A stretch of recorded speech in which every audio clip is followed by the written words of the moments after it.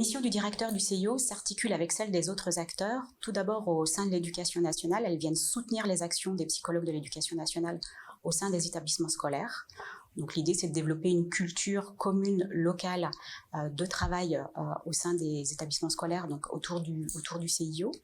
Elle vient également accompagner les chefs d'établissement et les équipes éducatives au sein des établissements scolaires pour donner un regard un peu plus large sur l'accompagnement à l'orientation, sur l'éducation à l'orientation au sein d'un territoire.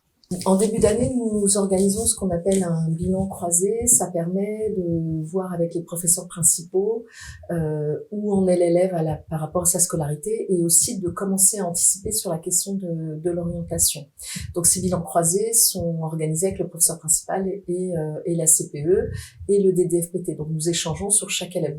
Avec la PsyEL qui est présente une fois par semaine, nous évoquons les dossiers, et en particulier, on va dire, les dossiers les plus ardus. Depuis 2017, les conseillers d'orientation psychologues sont devenus psychologues de l'éducation nationale. Et c'est vrai que parfois subsiste l'idée que c'est le psychologue d'éducation nationale qui va incarner à lui-même la dimension de l'orientation. Or, l'orientation est une compétence qui est partagée, qui renvoie à plusieurs dimensions, sociales, académiques, des dimensions informatives et une dimension psychologique qui est celle que nous suivons de près.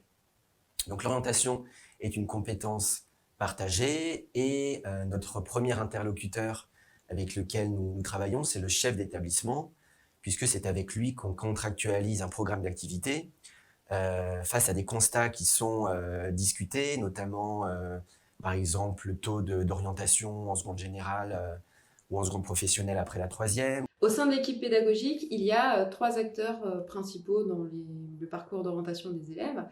Il va y avoir déjà au sein de la classe le professeur qui va intervenir pour développer les savoirs et les compétences des élèves.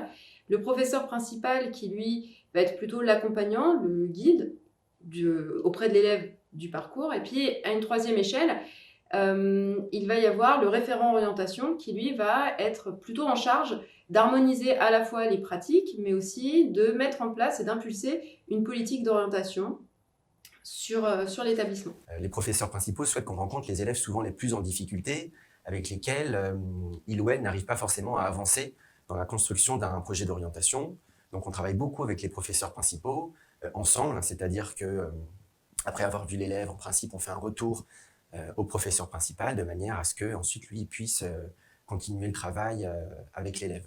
Le professeur principal, dans le travail collaboratif avec d'autres équipes, va plutôt avoir un rôle, je dirais, d'observateur de ce qui se passe. C'est vraiment le résultat du travail qui va plutôt l'intéresser, parce qu'il va pouvoir le faire valoir en conseil de classe, par exemple, porter les résultats de l'élève dans le cadre du conseil de classe, ou bien s'appuyer sur les résultats de l'élève dans le cadre d'une pédagogie de projet pour pouvoir lui montrer les compétences qu'il a développées en rapport avec un univers professionnel. Alors, il y a d'autres acteurs de l'orientation avec lesquels on travaille régulièrement. C'est tout d'abord les parents, puisque bien sûr, ce sont eux qui sont au quotidien avec les jeunes. Et on sait bien qu'un adolescent vit avec ses parents et que, notamment pour les jeunes qui présentent des difficultés scolaires, il est obligatoire d'associer les parents pour qu'il puisse y avoir une orientation qui soit réellement choisie, qui ne soit pas subie. Le professeur principal doit être un médiateur avec la famille pour justement à la fois communiquer la parole de l'élève s'il y a contradiction avec le projet familial, mais aussi pour pouvoir communiquer les informations, la situation, là où l'élève en est dans son parcours et éventuellement les différentes échéances qu'il doit encore accomplir. Tous les ans, pour certains élèves, alors en particulier les élèves de 3e, de première et de terminale, il y a des entretiens d'orientation concertés où chaque élève qui peut être l'objet d'une décision d'orientation rencontre, là encore, alors tout dépend de comment c'est organisé dans les établissements scolaires, mais dans mes établissements, c'est 2 personnes. Alors ça peut être un professeur et le PsyEL, un professeur et l'assistant social, un professeur et le CPE, un professeur et le chef d'établissement. Et ça permet de faire le point sur le projet d'orientation de l'élève. L'ancrage disciplinaire est une façon d'aider l'élève à se situer à la fois dans ce qu'il sait faire et dans ce qu'il ne sait pas faire.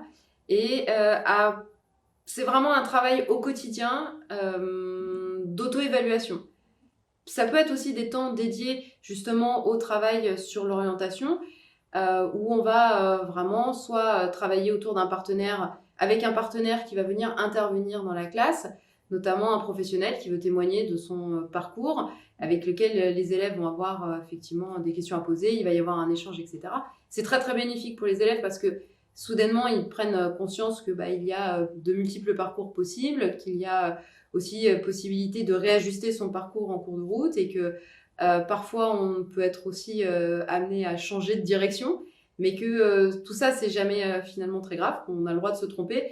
Et tout ça, ça reprend un petit peu aussi finalement la façon dont ils sont amenés à travailler en classe de manière quotidienne. C'est-à-dire qu'il y a vraiment un lien qui est fait à la fois sur la façon dont le professeur va mettre en place des situations d'apprentissage et à la fois sur des temps forts ou des moments clés liés au parcours à venir. En fait, il faut que ce lien se crée entre les deux.